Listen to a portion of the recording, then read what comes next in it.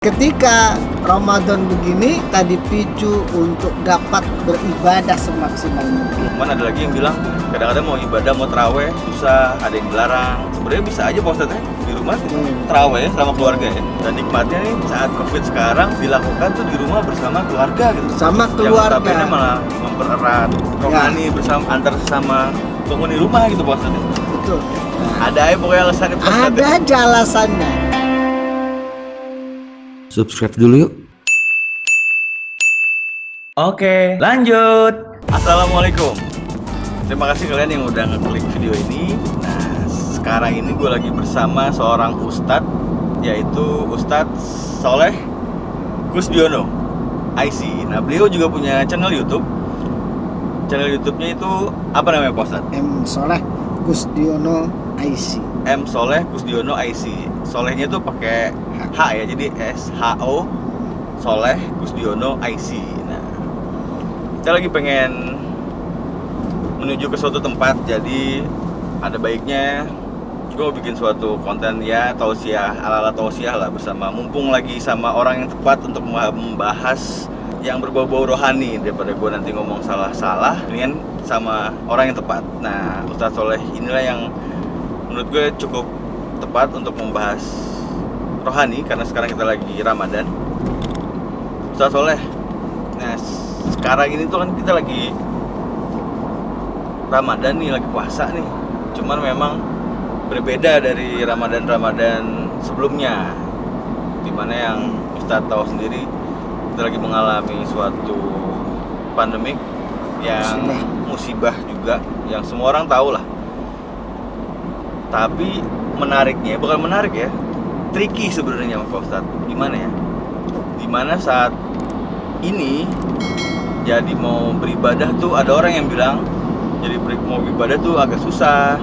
Cuman ada sebagian orang lagi bilang malah lebih khusyuk ibadahnya, karena memang kita mesti di rumah. Semuanya langsung kepikiran ibadah, nggak ada tuh bukber ke mall-mall segala macem. Jadi memang khusyuk. Cuman ada lagi yang bilang kadang-kadang mau ibadah, mau terawih susah, ada yang dilarang. Sebenarnya bisa aja Pak Ustadz di rumah kita terawih sama keluarga ya. Nah, mungkin Pak Ustadz punya komentar atau saran atau trik and tips lah buat mereka ini yang menjalani Ramadan di tengah pandemik yang kita alami sekarang Pak Ustadz. Khususnya buat anak-anak muda nih, soalnya kan yang nonton channel saya tuh kebanyakan anak muda Pak Ustadz. Ya alhamdulillah lah. Sebenarnya ketika kita masuk Ramadan seperti ini di tahun 1441 Hijriah, Bang. Ini kita ada bersyukurnya. Kenapa? Kita di tengah Covid masih bisa beribadah kepada Allah. Mungkin kalau Covid-19 ini terjadi di luar Ramadan, bayangkan saja demo berapa kali demo terjadi. Kebayang sih Pak Ustadz. Itu udah bisa dibayangkan bagaimana kericuhan yang akan terjadi. Alhamdulillah dengan Ramadan ini kita hadapi Covid-19 ini dengan penuh bijaksana, legowo, dan mampu memanage diri kita. Karena memang Ramadan itu sebenarnya mengajak kita untuk menjadi orang-orang yang senantiasa taat kepada Allah, taat kepada aturan, taat dengan apa yang sudah digariskan oleh Allah Subhanahu wa Ta'ala. Dan memang kalau kita sudah bilang Ramadan puasa, masih ada saja di antara kita yang nggak puasa, itu satu hal yang keliru. Tinggal dinilai apakah dia orang yang taat atau tidak. Sebab bukan hanya makan dan minum puasa itu. Betul. Kalau hanya menahan makan dan minum, banyak orang. Anak kecil bisa. Ya, anak kecil bisa, diet juga bisa, kan gitu. Dalam rangka menguruskan badan, ya, menjaga stamina. Ada yang berpuasa, tapi puasa ini nilainya betul-betul nilai ibadah kepada Allah. Universal ibadah kepada universal ibadah. Allah. Bahkan Secara luas sekali gitu Pak Ustadz ya. bahkan bisa dilihat Bang, orang yang berpuasa itu kadar keimanannya di mana? Ketika dia itu berani meninggalkan puasa Ramadan, berarti ditanyakan, oh mereka kurang beriman. Kenapa begitu? Ayatnya jelas. Ya ayyuhalladzina amanu kutiba alaikumusiyam. Yang dipanggil untuk puasa itu orang-orang yang beriman. Makanya tanpa iman gak mungkin bisa berpuasa. Siapa yang muji orang puasa? Gak ada. Jadi memang Karena yang tahu kita puasa ya kita dengan Allah. sama kita. Orang lain gak tahu. Mau kita lemes-lemesin, banyak orang yang lemes. Ya, gitu. Jadi itu puasa. Dan di tengah COVID-19 ini mudah-mudahan puasa kita semakin khusyuk. Amin. Kenapa begitu? Di samping kita menahan diri dari haus dan lapar, puasa juga bermakna sumu tasihu. Yang artinya Puasa membuat sehat. oh, Jadi orang yang berpuasa itu sehat. Secara kedokteran, imun kita ini semakin kuat. Jadi bisa menangkal segala macam penyakit. logikanya di mana Pak Ustadz? Mungkin para penonton Ya, channel betul. saya tuh masih belum masuk logika nih. Kok puasa jadi sehat gitu? Bayangkan saja, biasanya kita itu sehari makan. Ya, Otomatis pagi, pencernaan kita ini tidak henti-hentinya. siang, kerja, Bekerja terus siang dan malam. mengolah makanan. Untuk sebulan ini siang hari kita hentikan. Maka Rasulullah SAW menganjurkan untuk mengawali berbuka puasa dengan yang manis-manis. Tujuannya apa? Bukan berarti yang manis-manis itu kategori negatif ya. Nah, ini kurma ya. Makanan yang manis-manis supaya cepat kembali kekuatan tubuh kita. Karena kalori kita biar terpacu. Nah, ini orang yang berpuasa, makanya orang puasa itu insya Allah akan diberikan kesehatan.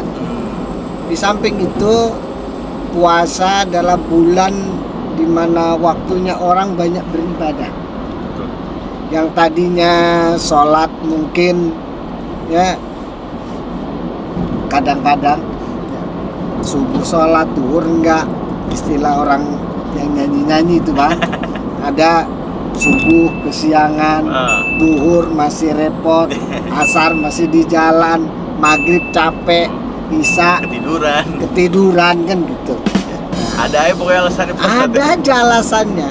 Nah, ketika Ramadan begini, kita dipicu untuk dapat beribadah semaksimal mungkin.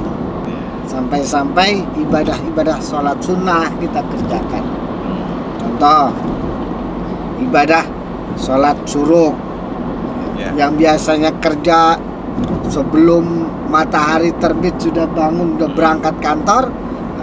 COVID-19 mengajarkan kepada kita subuh matahari terbit kita sudah sholat.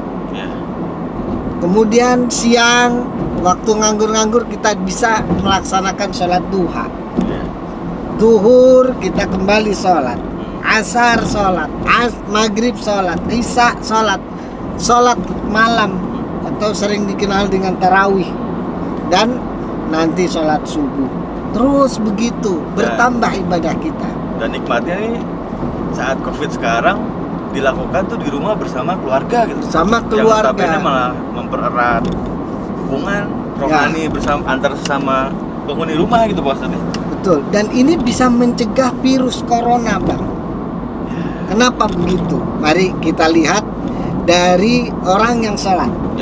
Orang yang sholat itu diawali dengan berwudu.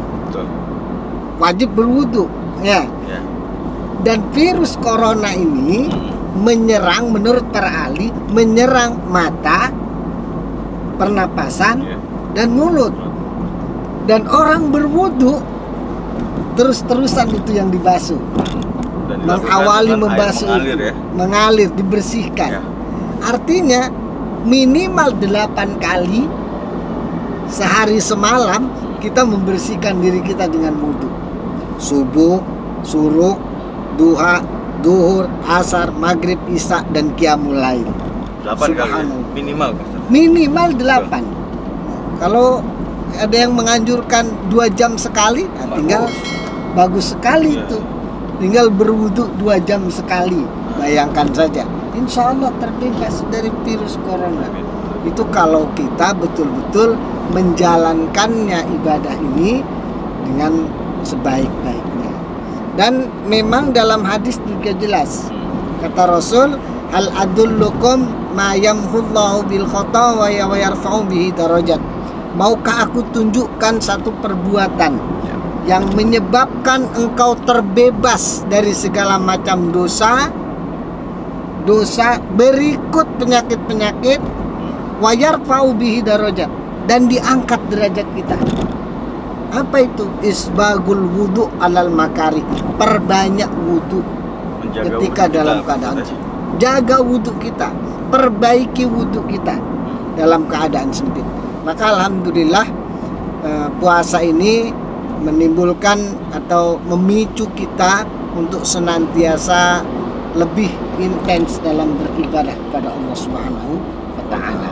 Nah, ini bersyukur juga, apalagi tadi kan bisa kumpul dengan keluarga, biasanya buka bersama nggak pernah.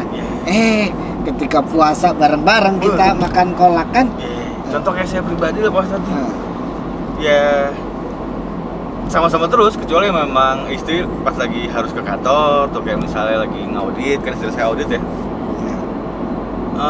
Selain zuhur pas lagi di kantor, udah selebihnya sholat terus sama anak-anak, sama istri, sama bokap nyokap gitu kan. Buka bersama terus, nggak pernah bolong gitu Pak Ustadz. termasuk ustadz juga ada manfaatnya. Apa tuh? Ustadz itu jarang sekali sholat di rumah. Bayangin bener-bener. bang, Oh, kenapa? dari masjid ke Biasanya masjid. subuh dia tausiah, Betul. duhur dia tausiah duhur, kemudian nanti menjelang maghrib buka bersama di mana-mana. Undangan udah Undangan sudah Ngantri banyak, tuh ya? udah ngantri. Tapi memang itulah peringatan dari Allah Benar, kepada para ustadz jadi memang- supaya apa? Ibadahnya jangan karena isi amplop. nah, Itu penting. Ya, jadi memang pas lagi seperti ini iya, kita semua terasa semua kalangan itu kena kena dampaknya. dampaknya. Tinggal kita bisa menyikapinya ya Pak. Bisa nggak menyikapinya dengan sebaik-baiknya? Ya, contoh tadi dari awal kita breakdown lagi dari awal. Kalaupun nggak ada Ramadan ini mungkin bisa chaos di negara Pak Ustadz. Betul. Bisa ya kerusuhan di Bisa mana-mana. Terjadi kerusuhan. Penjarahan lah. di mana-mana. Wah, nggak kebayang sih Pak Ustadz ya. Nggak kebayang. Cuman dengan adanya Ramadan ini, dari ujian sekaligus ujian plus jadi buat istilahnya ngerem lah ya Pak Ustadz ya. Betul. Buat masing-masing menyadarkan. individu, buat semuanya deh. Betul. Jadi ya gimana ya, bisa dibilang sih nggak, tetap ada plus minusnya Pak Ustadz. Betul. Mungkin kalau dihitung finansial ya banyak kerugian, tapi pada hakikatnya Allah ngasih seperti ini, yakinlah bahwasanya Allah akan berikan yang lebih baik dari itu. Ya. Kita harus yakin itu. Dan insya Allah mudah-mudahan bersama selesainya Ramadan, COVID-19 ini segera berlalu. Amin. Ini yang kita harapkan bersama. Dan juga Bang, ketika Ramadan itu ada ibadah yang mulai sekarang alhamdulillah. Kalau dulu kita mungkin tadarus Yap. sendiri-sendiri ya.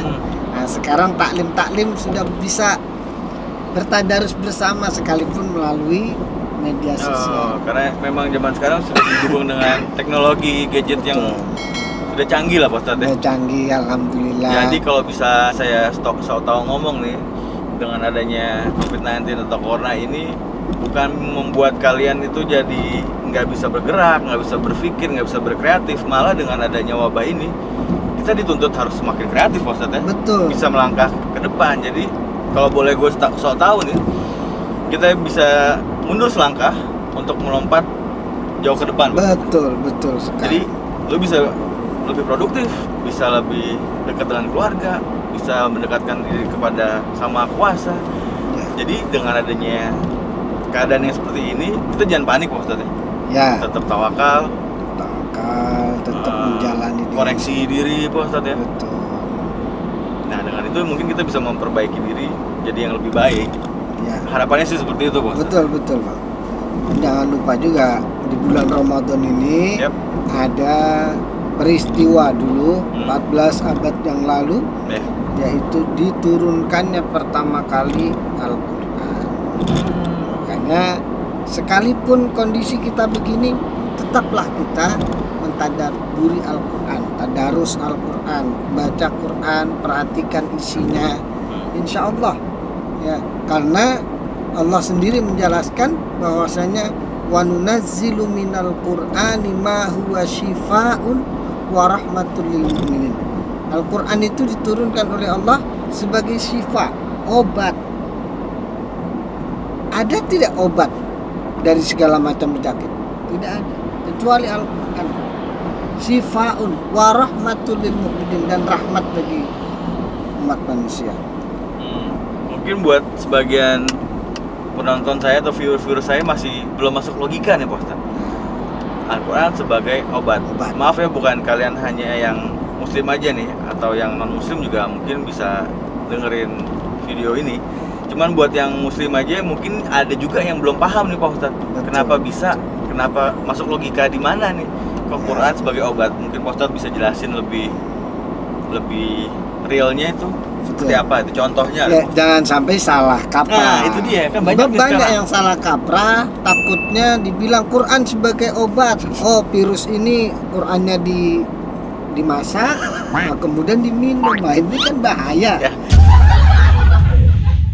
Nah makanya iya, ada yang kurang pas kan begitu. Yang dimaksud obat di sini adalah doa, dawaun. Ketika kita membaca Al-Quran, berarti pula kita bermohon kepada Allah Subhanahu wa Ta'ala, mengingat Allah. Dan kalau Allah itu diingat, Allah akan sayang kepada kita. Ketika Allah sayang kepada kita, pasti apa yang kita minta Allah akan kabulkan. Itu yang dimaksud dengan obat itu. Bukan tadi dimasak Qurannya, tidak. Nah, paling tidak di dalam Quran itu kan banyak doa-doa ya. Jangankan yang sering kita baca sajalah.